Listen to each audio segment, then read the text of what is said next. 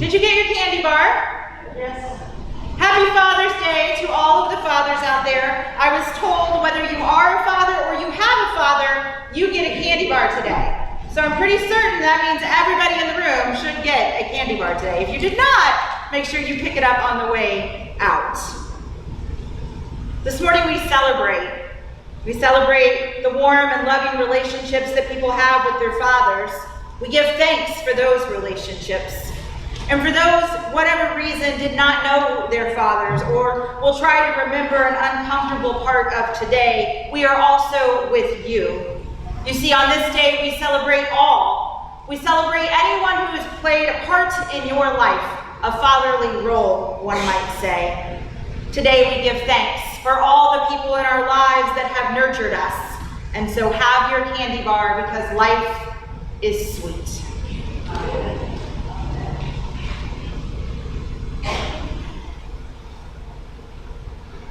Good morning, church.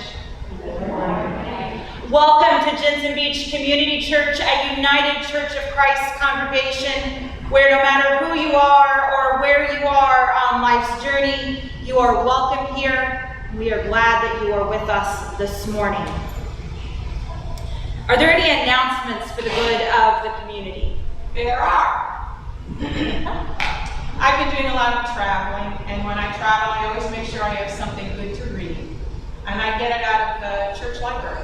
And I wanted to thank Joanne Fisher for the beautiful job she's done reorganizing, rebuilding, restocking, and setting up the library. It's lovely. You really should try a visit there. Thank you. And if you want to get a little sneak peek out in the narthex, it's a little part from our library. So please feel free to take a look. Bob. I'd like to thank all of the people who sent cards during my recent unpleasantness.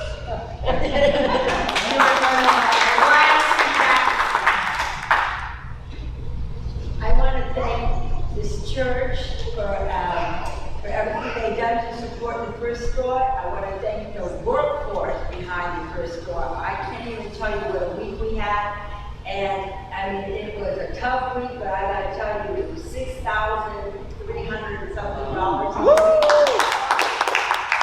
It's just such an incredible blessing since the snowbirds, most of them have gone home. And I can't tell you what an amazing, amazing hard work this team does. So thank you guys so much. I could not do this without the support of the church and the volunteers. Thank you. Thank you to Victoria and Nancy and all volunteers at the thrift shop who continue to flourish in our outreach ministries. I would also note that preschool started back with summer camp this week, so things are just moving about here at Jensen Beach Community Church, and we are so thankful for the amount of volunteers and staff that we have that carry us through. Are there any other announcements? Alex? Guys, so once again, announcement that I'm still looking for help for the broadcast team.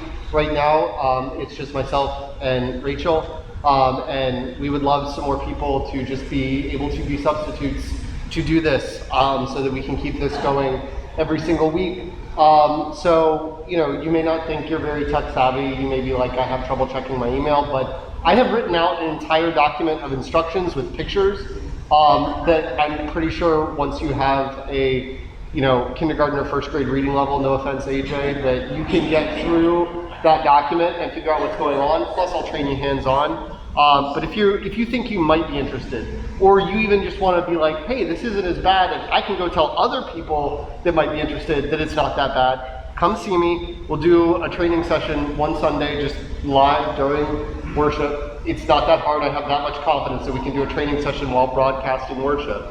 And if you don't like it, I won't bug you again, okay? Thanks, guys. Thanks, Alex. I would ask you to mark your calendars for some upcoming Sundays. Next Sunday we'll celebrate Open and Affirming Sunday. This church is a Open and Affirming congregation, has been for a number of years, and we will celebrate that together next Sunday. Also, July 4th, LMT will be hosting a coffee hour that day outside, as we'll be doing the first Sunday of the month through the summer. And then July 11th, come and join us for a hymn sing. It'll be an interesting day, so bring your favorite hymns because we will be singing together on that day. So mark your calendars and be ready. We are moving. We are moving and shaking, and that's a good thing.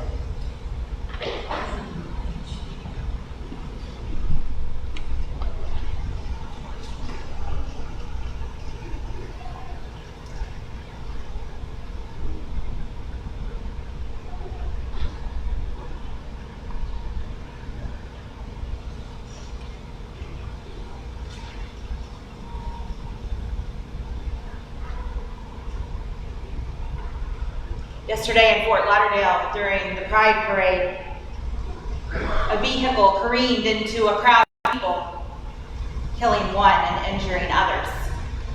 A day of celebration turned tragic. Today we light this candle in remembrance.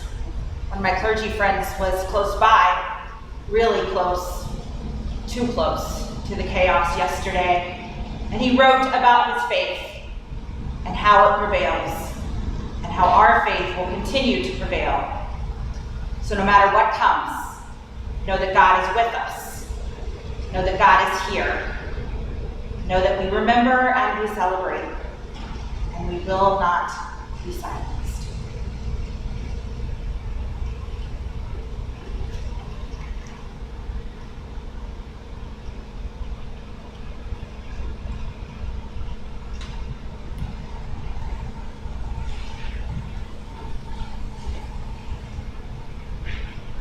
Once upon a time, all the colors and the world started to quarrel.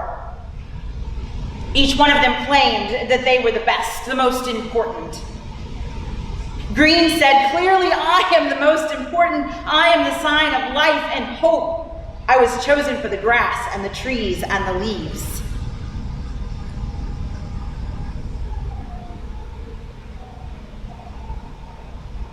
Blue interrupted. I am the sky and the sea. It is the water that is the basis of life, and the sky gives space and peace and serenity. Without my peace, you would all be nothing but busybodies.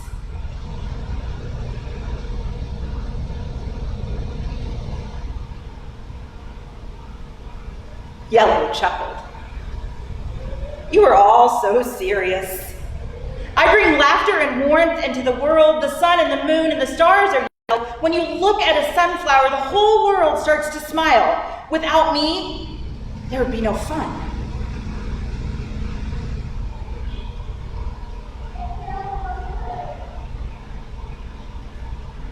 Orange started to blow its own trumpet. I am the color of health and strength. I am precious because I serve the inner needs of human life.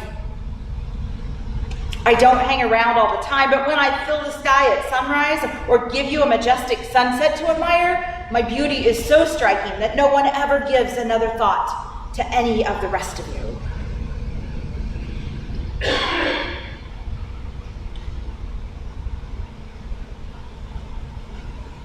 Red could stand it no longer and shouted out, I am the ruler of you all, blood, life's blood. I am the color of passion and love, the red rose, the poinsettia, and the poppy.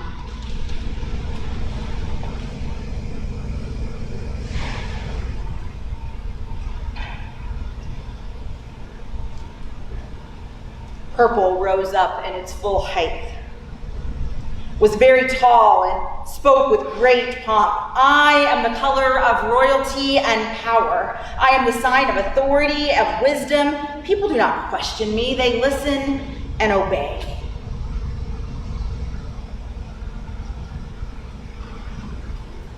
Indigo spoke more quietly than the others, but just as determined. Think of me. I am the color of silence. You hardly notice me, but without me, you all become superficial. I represent thought and reflection.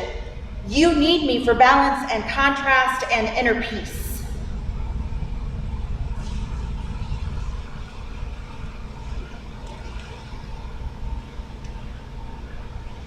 And as the colors continued about who was the best, the quarreling grew louder and louder, and suddenly there was a startling flash of brilliant lightning. Thunder rolled, the rain became relentless. All the colors crouched down in fear, drawing close to one another for comfort. And then the rain spoke. Why are you foolish colors fighting amongst yourselves? Each of you are made with a special purpose, unique and different, but perfect, whole, and complete, and then sealed with love. Join hands with one another and stretch across the sky in a great bow of color. You are the reminder that each one of you are loved, that you can live together in peace as a sign of hope.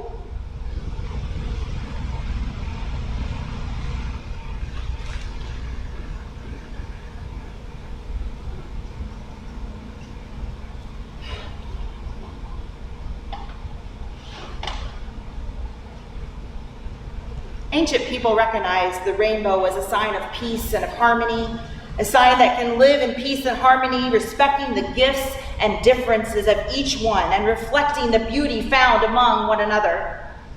Remembering the magnificence of the world that we live in and that all the colors are necessary to create the rainbow. We stand in peace. We stand loving one another. We stand compassionate. We stand unified and diverse. The rainbow is the reminder of the covenant that God never leaves us, sealed with love, for all are welcome to take part in the dance.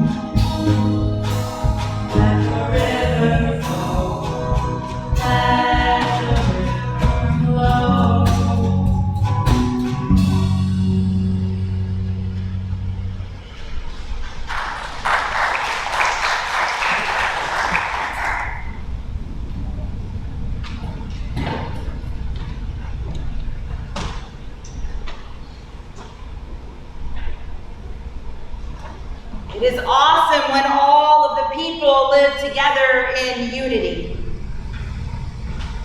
When waters are rough, we hold each other tightly.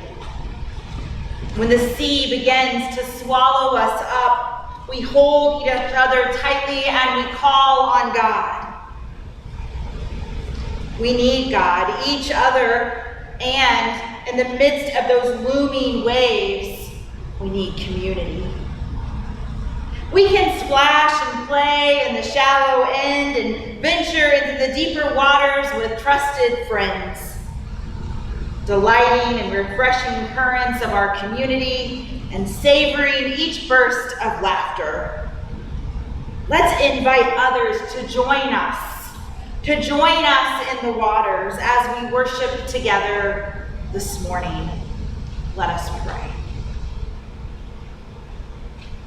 Ever-living God, you are like the sea, powerful and endless, yet soothing and constant. Let us feel your refreshing presence as we gather near your waters to wade in the possibilities of life that you offer us this day as we come and worship as one. It is in your Son's name that we pray. Amen. Try to be so quiet.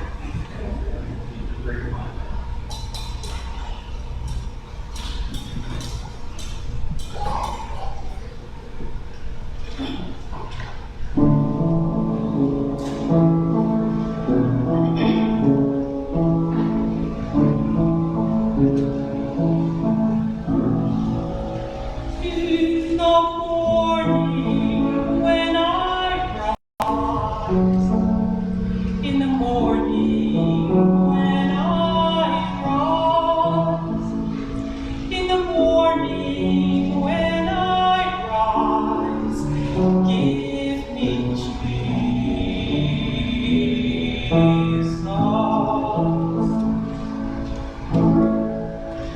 Give me Jesus. Give me Jesus. You can have all this world. Give me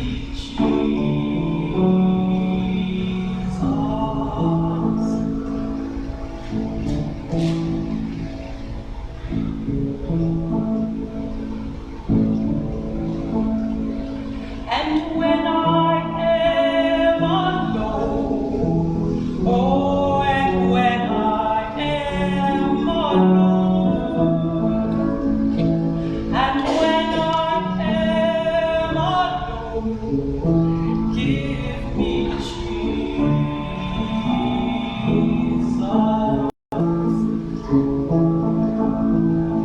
Give me Jesus.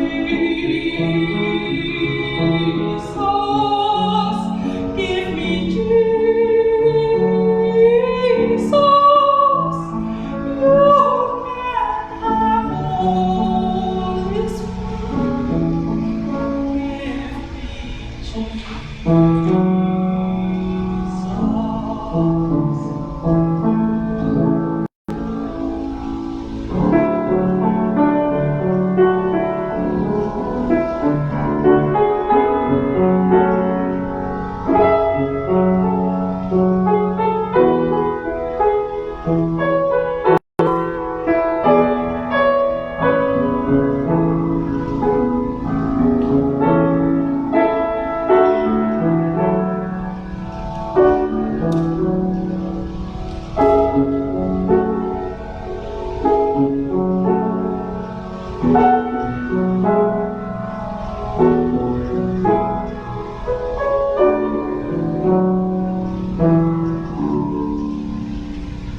And when I am come to die, oh, and when I come to die, and when I come to die, give me Jesus.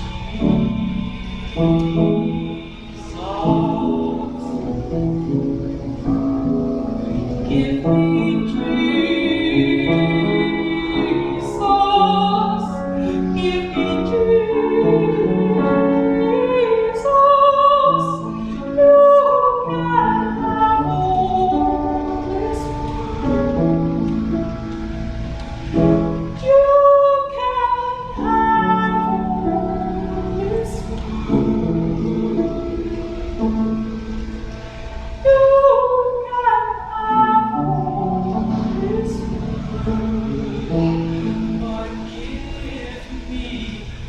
The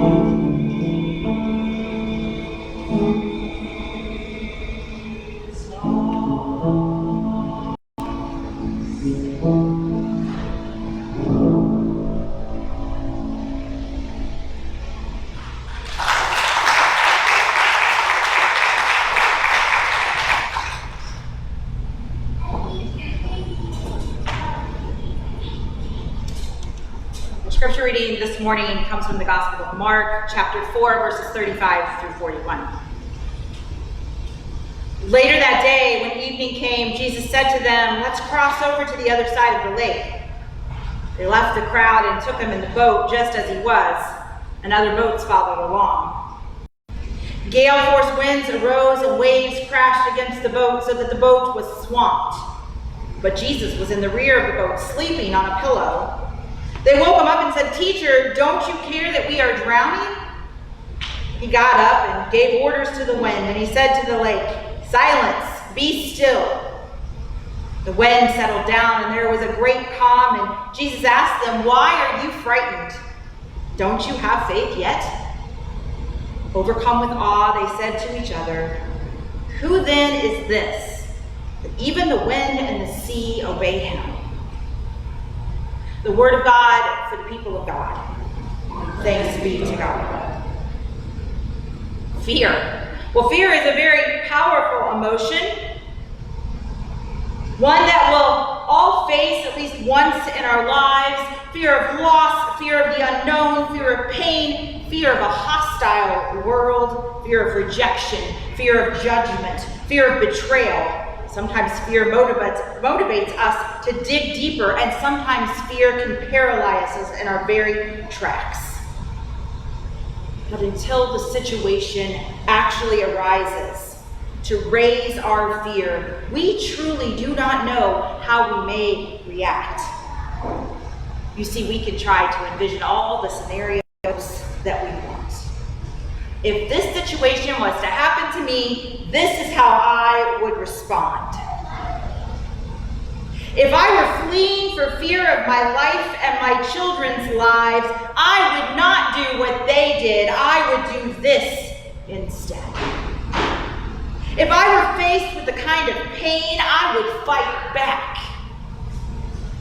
If I were faced with that type of judgment, I would respond in this way, not the way that she did. If I was in that kind of pain, I would have not chosen that path that he did. But the reality is that until you are in that situation, until you are standing in those shoes, or in this case, sitting in that boat, you truly don't know what you would do, how you would respond, what you might feel. And that's exactly what we fear the most, is the unknown. Our gospel reading today, Jesus had been giving parables and lessons. He had finished up a very long day of teaching near the Sea of Galilee. And he was on a roll. He taught a lot. He talked about a farmer who sowed some seed, and the smallest seeds produced a large plant of protection, and they even shade for the birds from a little mustard seed. And after such a long day of teaching, well, Jesus was a bit tired. So, as evening approached, he says to the disciples, "Let's cross the water to the other shore." So they embark on their journey. They left the crowd and began their trip. A journey in which he thought he would find some rest along the way after such a long day.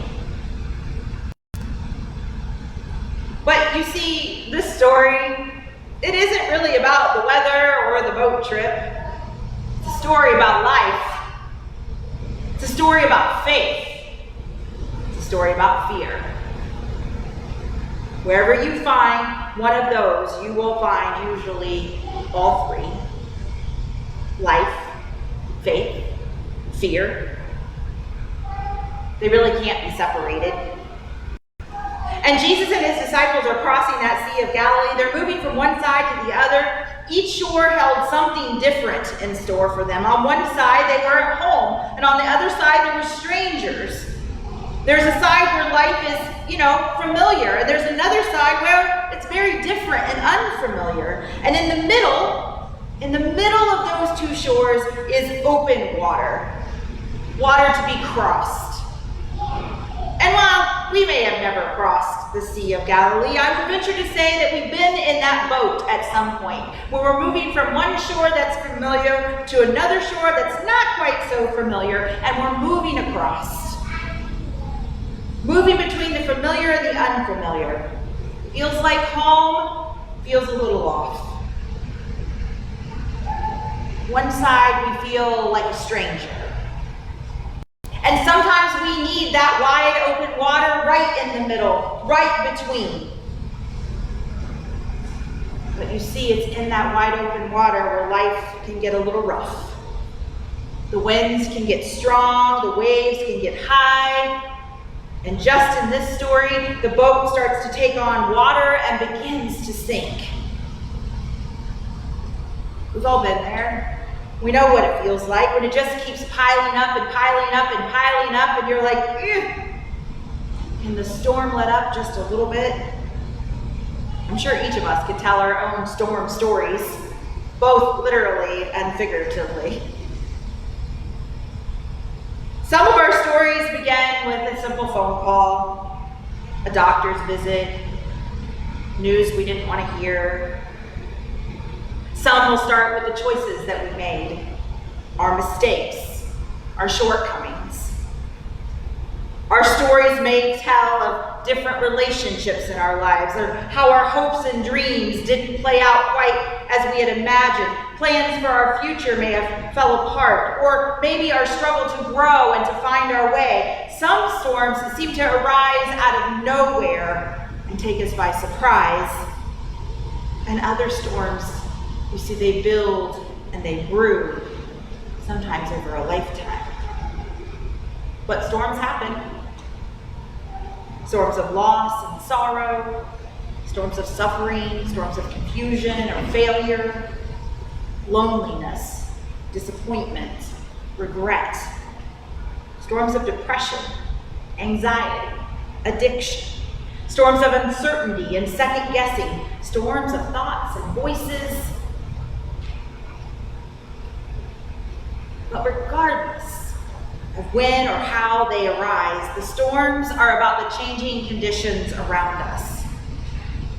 When life is feeling overwhelming and out of control, when things don't go our way, and the circumstances seem way too much to handle, that's when order gives way to chaos. When we feel like we are sinking, the water is deep, that new shore is way off in the distance. And even in the midst of that storm, we still may not know what it is that we're waiting for. We just know that there's something on the shore, on the horizon.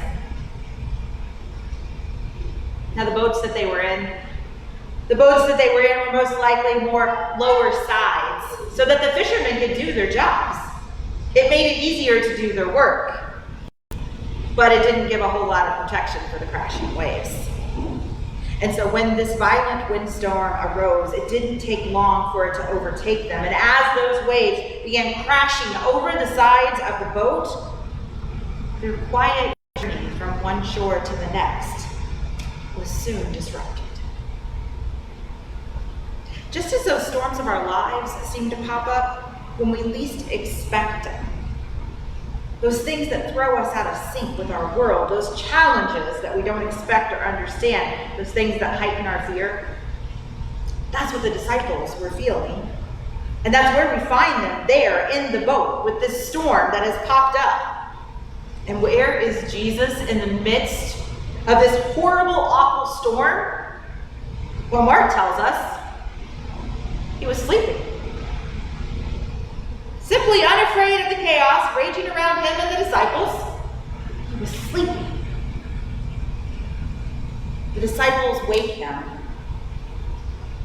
Do you not care that we are perishing?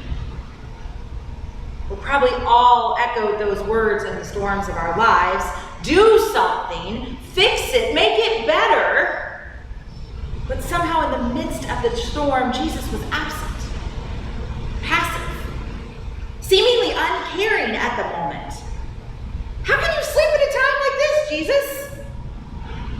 Sleeping Jesus is not what we want when the storm is raging around us. What you see, sleeping Jesus is who is in that same boat, that same storm as the disciples. And that's where the life lesson of the story comes in. Jesus is surrounded by the same water as the disciples, blown around by the same wind, beating by the same waves, and his response is very different. And while the disciples are fretting and worrying, he sleeps. The disciples want busyness and activity. Jesus sleeps in peace and stillness. And his sleep reveals that the greater the storm, that the real threat is not the wind. The real threat is not the waves or the water that's even crashing around us. It's the circumstances in which we find ourselves. It's the circumstances that are within us. The real storm, the more threatening storm, is always the one that churns and rages within us. It's the internal storms that rage. The internal storm is the one that blows us off course, beats against our faith, and threatens to drown us. Fear and powerlessness, blown within us. The sense of abandonment, the unknown, the judgment, the criticism of ourselves and others. Those are the waves that are pounding within our own hearts. It is too often that anger and isolation and cynicism or denial become our shelter. You see, they become our shelter from the storms that are within us. Peace be still. Jesus speaks to that wind and that sea. But what if Jesus wasn't changing the weather as much as inviting the disciples to change from within? Calming what was within them in their response. Jesus is calling out to that storm that is within each one of us, speaking to the winds and the waves crashing within our own hearts and our lives, and calling us to ask, why are you afraid? And where is your faith? And then Jesus' words become more about us than the circumstances of the lives that were surrounding us. The storms we're called to face. The storms happen. Faith and more faith. Better faith. Stronger faith. The right kind of faith. Those don't eliminate the storms. Faith does not change the storm itself. It changes us. Faith does not take us around the storm, but through. Faith allows us to see and know that Jesus is there with us. Faith is what allows us to be still, to be peaceful in the midst of the storms that are raging. It means we don't have to internalize the storm. It means that we need to let it rage around us, but not within us. The Spirit of God blows through and within us more mightily than any winds of any storm. It's within you to calm the storm. The power of God is stronger than any wave that beats against us. The love of God is deeper than any water that threatens to drown us. And in every storm, Jesus is present, and his response is always the same. Peace. Be still. Now, in every storm, there are choices to be made. We know that to be certain. And for real life storms, well, we prepare, right? We don't just stand there and go, oh, there's a storm coming. We do our best. We move out of the way when necessary. But at the end of the day, that's really all we can do. Can you stand out there and make the storm stop? We can physically prepare. We can put up plywood and put up our shutters. We can drive away if necessary. And then we wait. We wait for that storm that is brewing. But you see, the storms that are brewing within us, we can spiritually prepare by standing in our faith, by calming the rage within. And then we wait. We ask God to bring us that peace, to help us understand the power within our own selves. We awaken the light of God within us, and then we hold on. We hold the power to say to ourselves, peace be still, and then we breathe. So just as they woke Jesus up and asked, "Teacher, don't you care that we are drowning?" Jesus gets up and gives the order to the wind, "Silence, be still." And the great wind settled and calmed. But more importantly, Jesus then turned to them and asked, "Why are you frightened? Don't you have faith yet?" And we can ask ourselves that time and time again. Those storms are coming. They sometimes arrive in an instant. But before they crash in around you, before you let the fear take over, ask yourselves, where is God in this moment? God, let me find peace. Help me calm the storm within. We fear the unknown. Sometimes we fear the known. We fear our own brokenness. We fear the things we cannot control. We fear for our lives. We fear for our children's lives. Fear of the world that we live in. What's going to happen next? We fear for what has happened, and we fear for what is going to happen, because the next big storm is always brewing. The question is, where do we put our faith when it comes? Jesus never said to them, there is nothing to be afraid of, because there was a storm raging, and it was threatening their lives, and that threat was real. But what he asked instead is, don't give in to that fear, lean into your faith. That may be one of the hardest lessons that we have to conquer in our lives, giving up control, living into our fears. Sounds like a great plan. Putting it into action is a little more scary. And it's hard. It requires a trust that many of us have to dig really deep to find. It requires an authenticity about ourselves and who we are, and it requires us to be vulnerable. We may not want to share that. But there are so many storms brewing in our world today. You turn on the news and you see them taking shape. And you see there's lots of boats, lots and lots of boats traveling in those storms of life. Pick one. Immigration, gun control, political unrest, racism, discrimination, hunger, healthcare. They're all in their own boat. They're all in their own storm. In addition to so many other boats, it feels like it's constant chaos. How do we find our way out? We want to be a voice, but we can't find the words in the midst of the storm. We want to go deeper. We're called to go deeper, but then we have to discern for ourselves and ask, can we really make a difference? Can we step out of our fear and into our faith? Can we say what we need to say and do what we need to do? For some, it's clear. For others, they may need to be still for a while, allow for the silence to come in. It's okay to be at a loss for words, as long as you know you're not alone. You see, Jesus is traveling in each and every one of those boats. Jesus is right there in the midst of all of those storms. And he doesn't favor one boat over the other. He protects them all in the storm.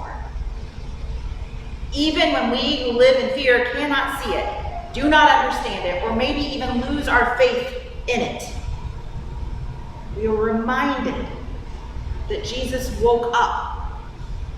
He was sleeping through the storm, and he was woken up and said, "Be still." We are reminded that those seas can be rocky. But when we band together around a common problem, when we sit with the problem and think and listen, the disciples needed help, and they were vulnerable. They were afraid. And when we don't have the words, when we don't know how to pull ourselves together, that's when we call on Jesus. When our fear no longer serves us and we have to rely on our faith. Did you hear her sing? Give me Jesus. It couldn't be more clear. You see, we can't calm the storm that is raging around us. We are called to calm the storms that rage within us.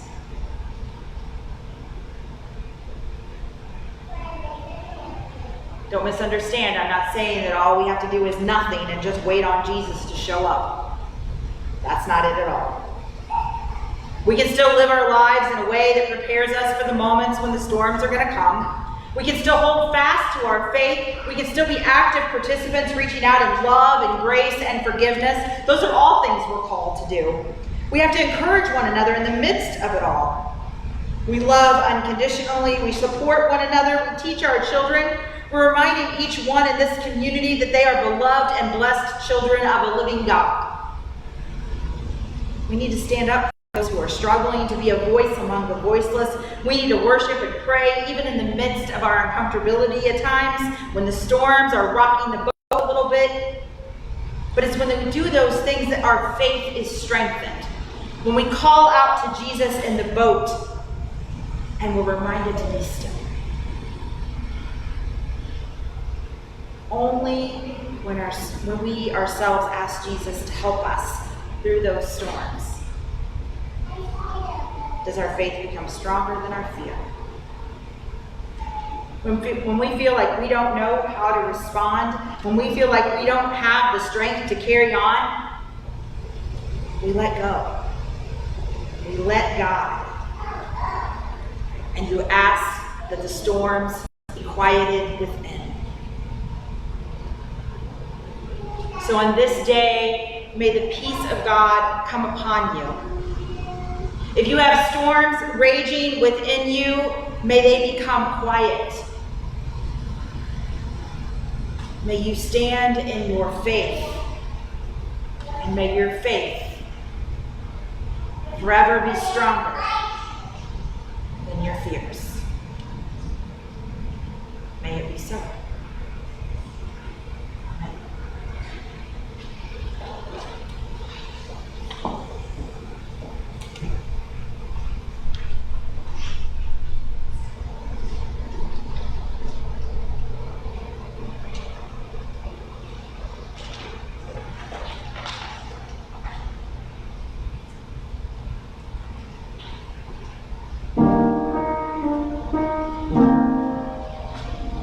Amen.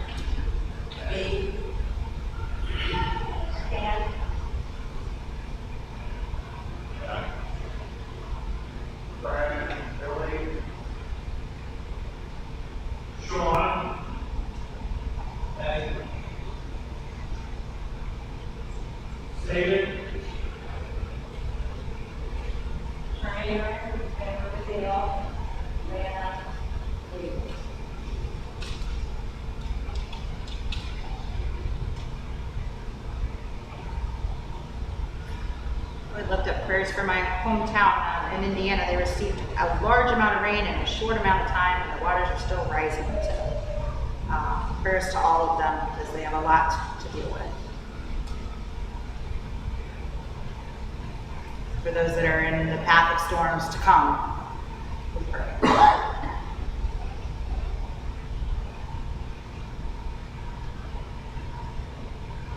Let us pray.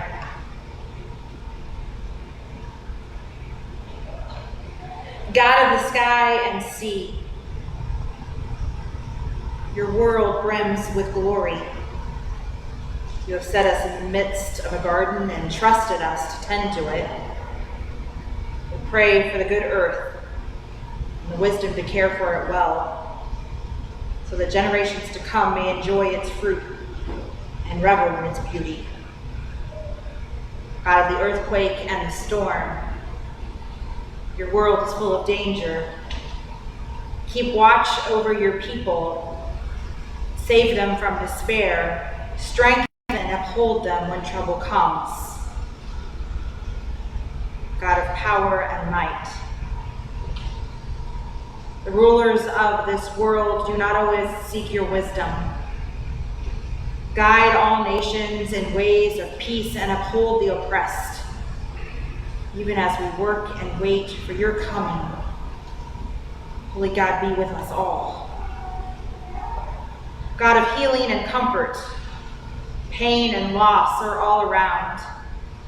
Soothe the frantic, embolden the fearful, ease the suffering of the sick, and give peace to all who grieve, and hope to those facing death. All-knowing, all-loving God, we cannot always voice our hidden cares. Hear now in the silence of this moment the prayers within our hearts.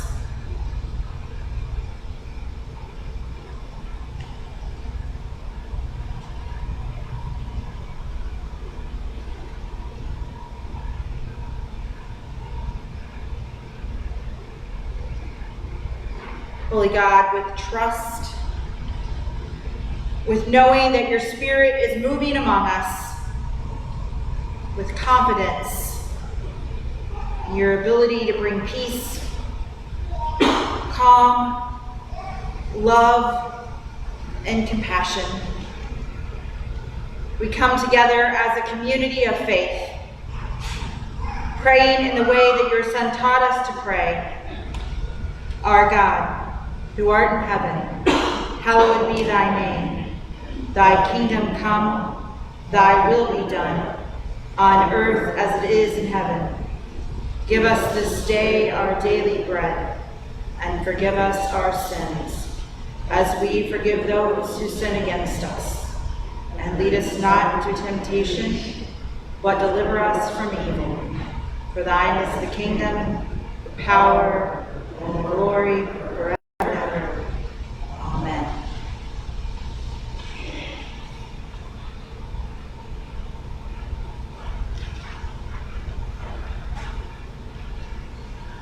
We are called together as a community of faith. God has offered us all unique gifts, one to another. May we celebrate and share those gifts together so that we may create communities of graciousness and love. It is through Jesus that we are reminded of the difference that one individual contribution can make. And so today, as we give our offerings of time, our offerings of talent, and our offerings of treasure, let us offer our gifts graciously for the service of all people. Let us give thanks for the offerings in which we have been given, and we gratefully give back. Let us pray. Holy God, we ask you to take these gifts, to bless them and use them, Use them to calm the storms and create in our communities new and life-giving streams. Allow these gifts to be used to share your love and your light among the people. We ask your blessing on these offerings this day. Amen.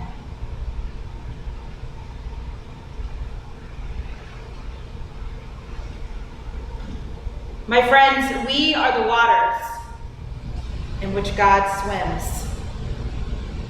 Through the currents and the crashing waves and the depths of the unknown, a holy presence remains. May God continue charting new courses and ways of being in the world that unites creation and a collective call of peace be still.